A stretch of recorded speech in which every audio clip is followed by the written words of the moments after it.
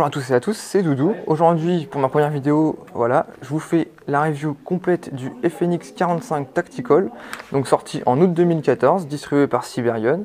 Donc on va passer aux caractéristiques externes de la réplique. Donc la culasse est en métal, suffisamment résistante, le corps en ABS, qui ne laisse apparaître qu'une trace de moulage partant d'ici, qui longe toute la réplique jusqu'ici.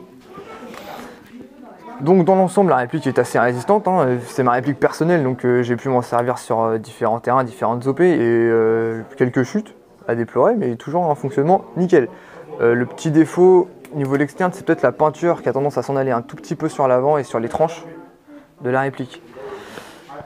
Donc on va parler maintenant de démarquage. Donc on peut retrouver 3 fois le logo FNR-STAHL sur la réplique, donc un sur la culasse, un sur la crosse et un de l'autre côté.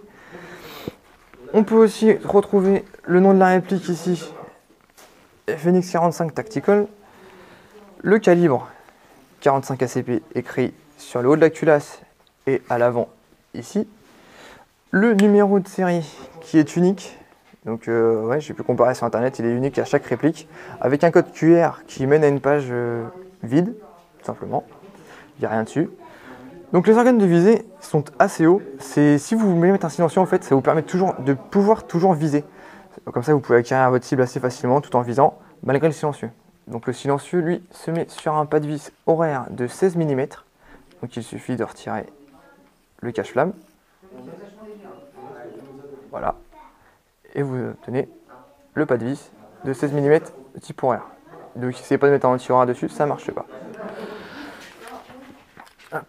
Donc il y a aussi son rail Picanity, sur lequel vous pouvez mettre différents accessoires, lampe, lance-grenade, il y en a qui le font, c'est moche, mais il y en a qui le font. Donc lampe. Au niveau du viseur, donc ici, si vous retirez vos deux vis, vous pouvez trouver un rail constructeur.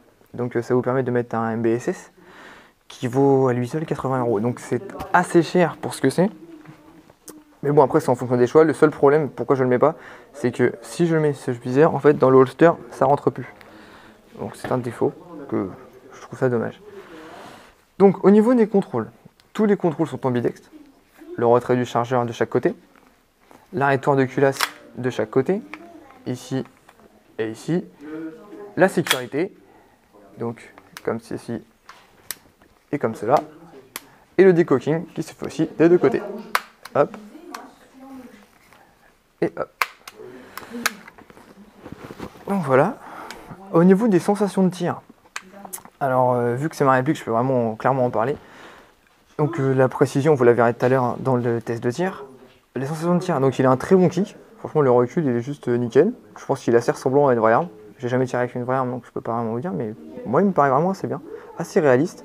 Le bruit est assez sympa. Le bruit de la culasse, je sais pas si vous allez réussir à l'entendre. Donc voilà, il est assez cool.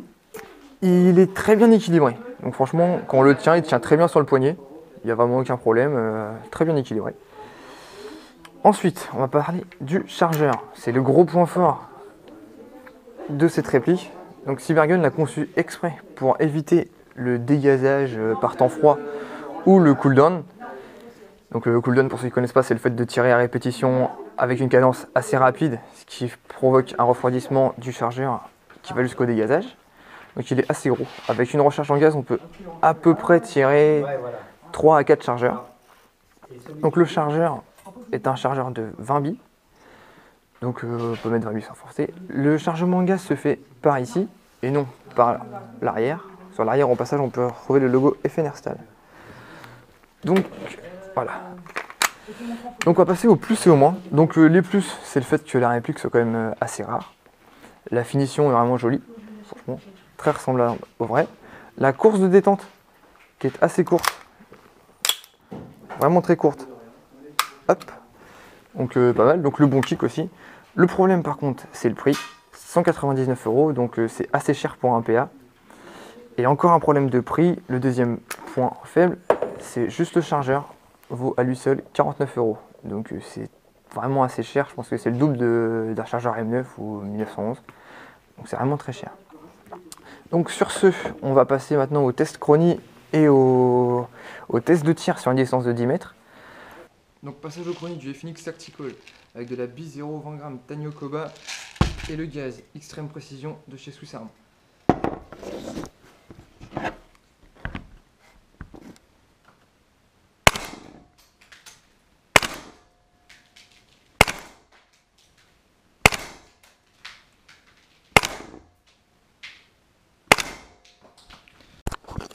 Donc tir sur cible à une distance de 10 mètres avec le Phoenix 45 Tactical.